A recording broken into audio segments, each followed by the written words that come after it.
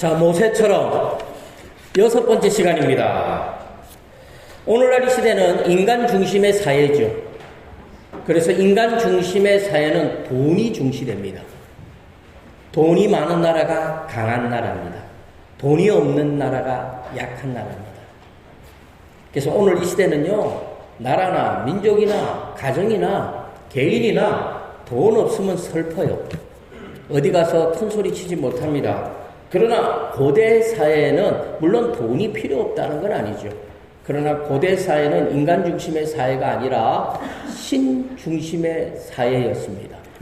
그래서 자기가 섬기는 신이 어떤 신인가에 따라서 그 나라의 운명이 바뀌어진다라고까지 생각을 했습니다.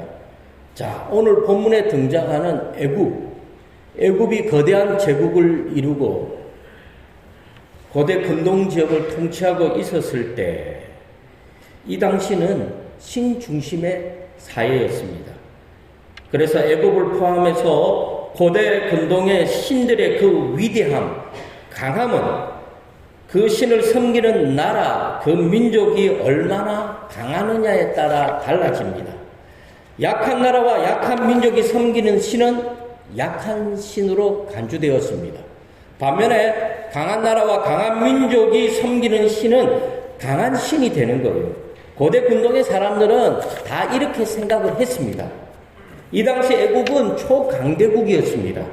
반면에 이스라엘은 나라도 없는 약하고 초라한 노예민족이었습니다. 그러므로 이 당시 사람들은 이스라엘 백성들이 섬기는 여호와 하나님은 애국 사람들이 섬기는 신들보다 더 약한 신이라고 생각을 했습니다. 그래서 사람들은 애국의 신들이 여호와 하나님보다 더 위대한 신이다, 더 강한 신이라고 생각을 했습니다. 그런데 여호와 하나님이 애굽의 나일강 물을 피가 되게 하셨죠. 나일강뿐만 아니라 애굽의 모든 물을 피가 되게 하셨습니다. 이 사실은 여호와 하나님이 애굽의 나일강의 신인 쿠놈 신보다 더 위대한 사실을 보여주신 겁니다. 그러므로 하나님이 애굽의 나일강의 신 쿠놈 신을 멸한 거죠. 하나님이 애굽 땅에 10가지 재앙을 보내는데 그 10가지 재앙은 우리가 볼 때는, 영적으로 볼 때는 신들의 전쟁이라고 할 수 있습니다. 여호와 하나님과 애굽 사람들이 섬기는 그 많은 신들과의 전쟁이라고 할 수 있다는 겁니다. 근데 하나님이 나일강의 물을 피로 물들게 합니다. 나일강의 신은 쿠놈 신인데 나일강 물이 피로 물들었는데도 불구하고 쿠놈 신은 속수무책이죠. 이 말이 무슨 말입니까? 여호와 하나님이 쿠놈 신보다 더 강하고 더 위대하다는 사실을 보여주는 겁니다. 그런데 하나님은 애굽의 그 모든 신들을 심판할 때 그냥 심판하지 않았어요. 하나님만의 방식으로 심판하셨다라는 겁니다. 첫째로 우리 다 같이 읽습니다. 모세를 통해서 바로왕에게 이스라엘 백성들을 보내라고 말씀하셨습니다. 하나님은 그냥 심판하지 않았죠. 먼저 모세를 통해서 인격적으로 좋은 말로 시작하셨습니다. 모세는 바로왕에게 이스라엘 하나님이 내 백성을 보내라고 하셨다. 내 백성들이 광야에서 절기를 지키고 내 백성들을 제사를 지낼 것이다. 그러니까 이스라엘 백성들을 보내라. 이렇게 말을 했죠. 출애굽기 5장 1절 다 같이 읽습니다. 그 후에 모세와 아론이 바로에게 가서 이르되 이스라엘의 하나님 여호와께서 이렇게 말씀하시기를 내 백성을 보내라. 그러면 그들이 광야에서 내 앞에 절기를 지킬 것이니라 하셨나이다. 그런데 바로왕은 모세의 말을 듣지 않습니다. 여호와가 누구기에 내가 그 소리를 듣겠느냐? 나는 여호와를 알지 못한다. 이스라엘 백성들을 보내지 않겠다. 바로왕은 하나님의 그 경고, 그 말씀을 단호하게 거절해버립니다. 두 번째로 하나님은 다 같이 읽습니다. 시작. 하나님은 바로가 하나님의 말씀을 듣지 않자 바로왕에게 재앙을 경고합니다. 하나님은 바로왕에게 내가 내 말을 듣지 않으면 이 나일강을 피가 되게 하겠다. 이렇게 경고하셨죠. 그래도 바로왕이 하나님의 말씀을 듣지 않습니다. 자, 세 번째, 다 같이 읽습니다. 시작. 예, 하나님은 바로왕이 하나님의 말씀을 듣지 않자 재앙을 경고하셨고, 재앙을 경고했는데도 불구하고 하나님의 말씀에 복종하지 않으니까 드디어 재앙을 내립니다. 나일강과 애굽의 온 땅에 물이란 물은 다 피가 되게 하셨습니다. 애굽 사람들은 나일강 물을 먹을 수도 없었죠. 악취가 나서 한순간에 나일강이 축복의 강이 아니라 저주의 강이 되어버렸어요. 이것은 하나님이 애굽의 나일강의 신, 이 쿠놈 신을 멸한 것입니다. 그런데도 이 바로왕은 그 마음은 더 완악해집니다. 하나님 말씀을 순종하지 않아요. 네 번째로 우리 다 같이 읽습니다. 시작. 자, 바로왕의 마음이 완악해지고 하나님 말씀을 듣지 않자 재앙을 보냈는데도 그들이 듣지 않자 하나님은 애굽을 저주합니다. 그 저주가 바로 10번째 재앙인 장자의 죽음입니다. 하나님이 애굽의 초태생들, 첫 번째 사람들 가운데 장자, 짐승 가운데 처음 태어나오는 새끼들을 하나님이 한순간에 다 죽여버리십니다. 그제서야 바로왕은 이스라엘 백성들을 광야로 보냅니다. 그래서 이스라엘 백성들은 모세를 중심으로 해서 출애굽을 하게 됩니다. 그런데 오늘날도 마찬가지입니다. 하나님은 징계하실 때, 하나님은 오늘날도 재앙을 내리실 때 처음부터 그냥 징계하지 않아요. 먼저 좋을 말로 다 이르십니다. 계시하신다는 거죠. 그러면 복받을 사람들은 다 알아듣고 하나님의 재앙이 내리기 전에 하나님 말씀에 순종합니다. 그런데 꼭 바로왕과 같은 사람들은 하나님의 말씀에 불순종하지요. 그래서 멸망의 길로 갑니다. 그리고 이런 사람들이 하는 소리, 하나님이 살아계시다면 왜 나를 이렇게 힘들게 하고 나를 왜 이렇게 고통스럽게 합니까? 하나님 살아계신 거 맞습니까? 이런 말도 안 되는 어처구니 없는 소리를 합니다. 그들이 하나님 말씀에 순종하지 않았기 때문에 그들이 재앙을 받고 있는데도 불구하고 자기 자신은 돌아보지 못하고 하나님이 자신들에게 재앙을 내렸다는 이 사실을 원망하고 불평한다는 겁니다. 사랑하는 성도 여러분, 사람들은 연약합니다. 꼭 제 갈 길로 갑니다. 그럴 때 하나님의 말씀을 듣고 돌이키는 사람, 이 사람들이야말로 진정한 복 있는 사람입니다. 하나님의 말씀을 듣고 돌이킬 수 있는 사람이 이 땅에서 가장 복 있는 사람입니다. 부자로 사는 것도 복이라고 말하겠지요. 건강하게 사는 것도 복이라고 말하겠지만 성경은 그렇게 말씀하지 않습니다. 하나님의 말씀에 순종하는 사람, 그 사람이야말로 가장 복 있는 사람입니다. 그런데 마음에 화인 맞은 사람들은요, 깨닫지 못해요. 답을 가르쳐줘도 엉뚱한 답을 씁니다. 회개하지 않아요. 돌이키지 않습니다. 바로왕처럼 마음이 완강해가지고 자신의 길이 옳은 길이고 내가 선택한 길이 축복의 길이라고 말합니다. 결국 멸망의 길로 갑니다. 멸망의 길로 가는 사람들은요, 정말 답답해요. 가르쳐줘도요, 듣질 않아요. 그쪽으로 가면 낭떠러지가 있습니다. 가지 마십시오. 거짓말하지 마십시오 하고 갑니다. 아니, 그쪽으로 가면 낭떠러지가 있다니까. 그래도 가요. 그러다가 낭떠러지에서 떨어집니다. 떨어지면서 뭐라고 말합니까? 왜 낭떠러지가 있다고 말하지 않았느냐고 말하죠. 왜 말하지 않았느냐고, 말했지 않느냐고.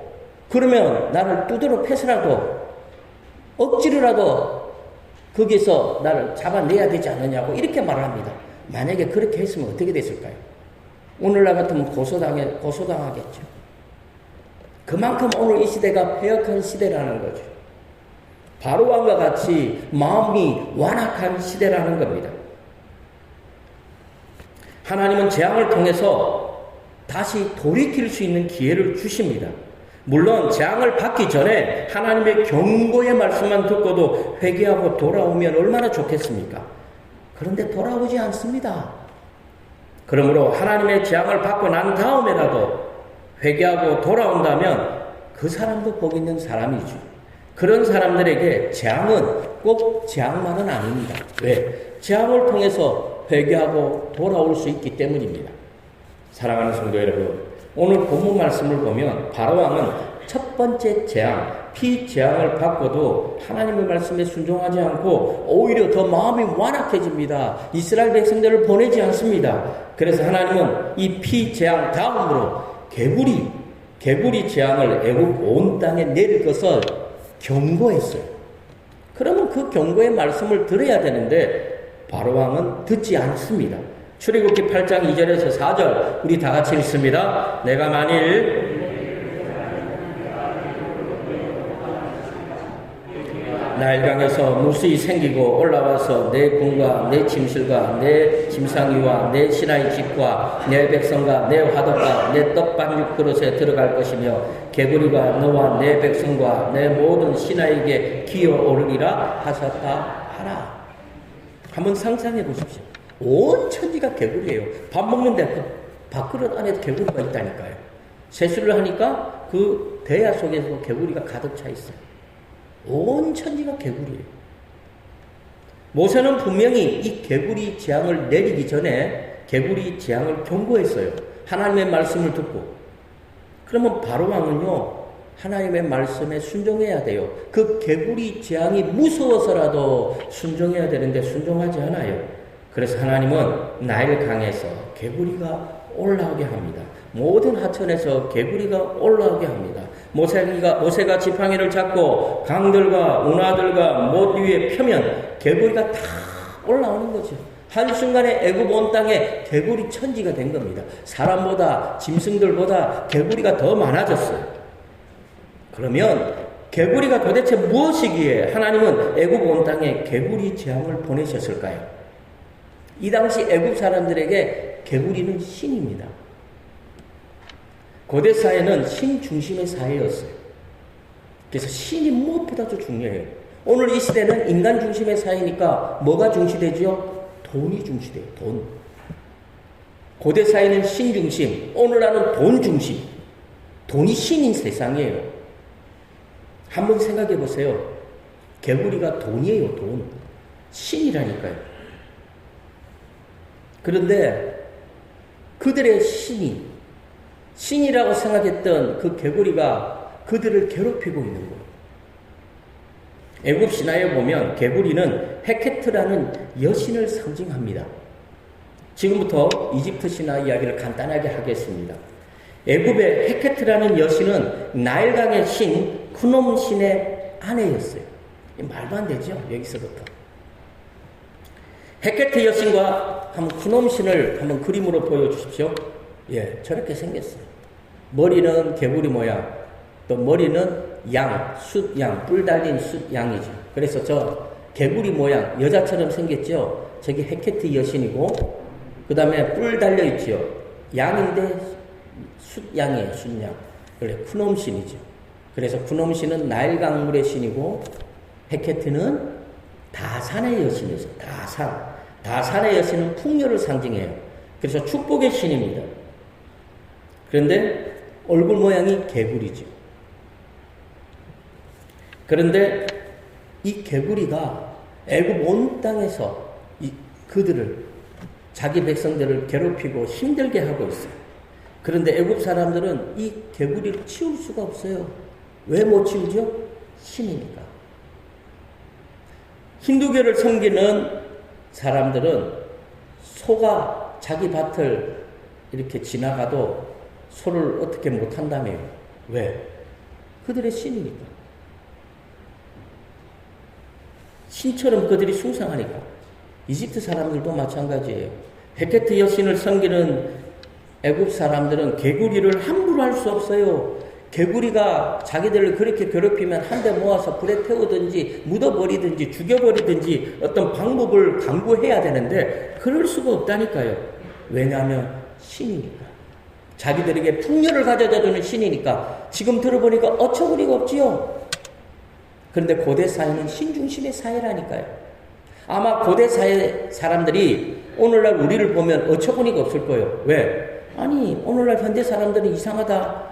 그 돈이 뭐라고, 돈 때문에 사람을 죽이고 돈 때문에 부모와 형제가 서로 마음 상하는 일이 생기고 도대체 돈이 뭐라고 아마 그렇게 생각할 거예요.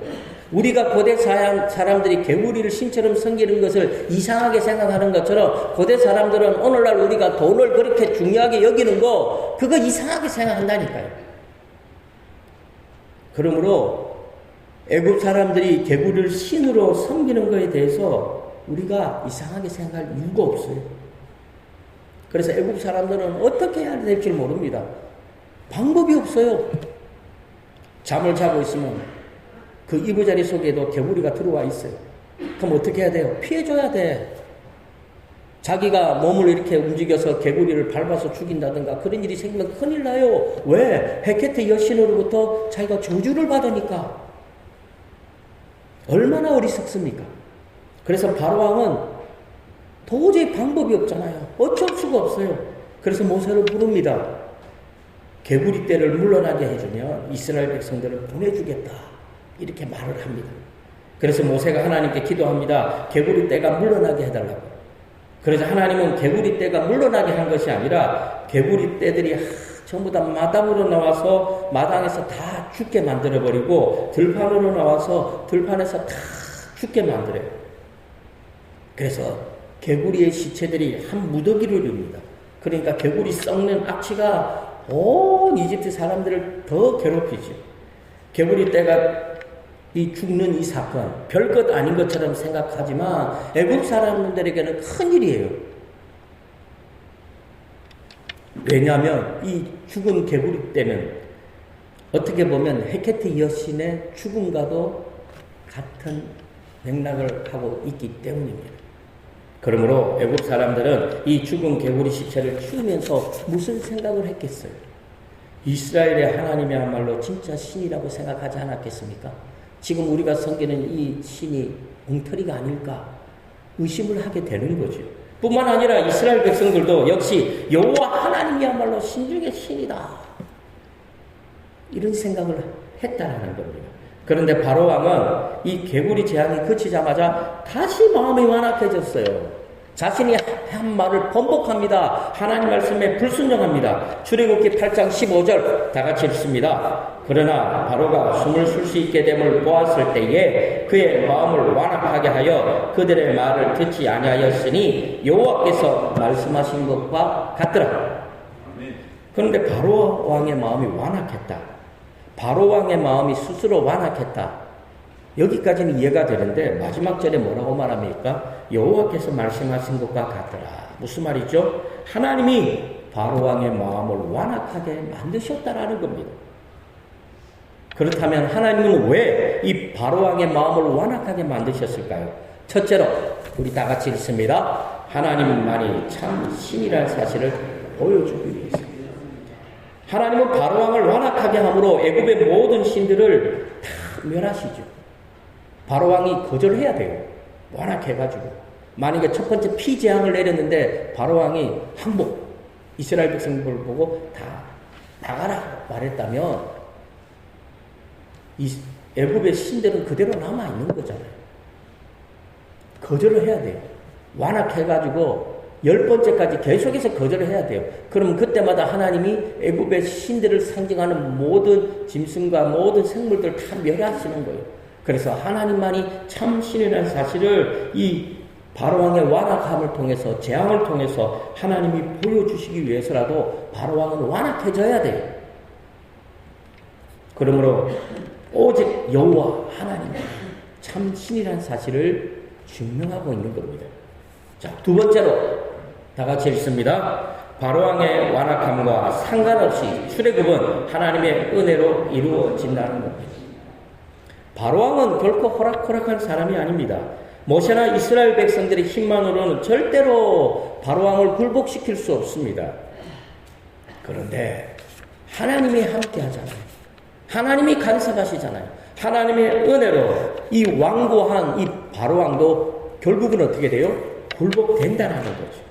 이 사실을 이스라엘 백성들에게 하나님이 알려주시기 위해서 바로왕을 계속해서 완악하게 만드는 거죠.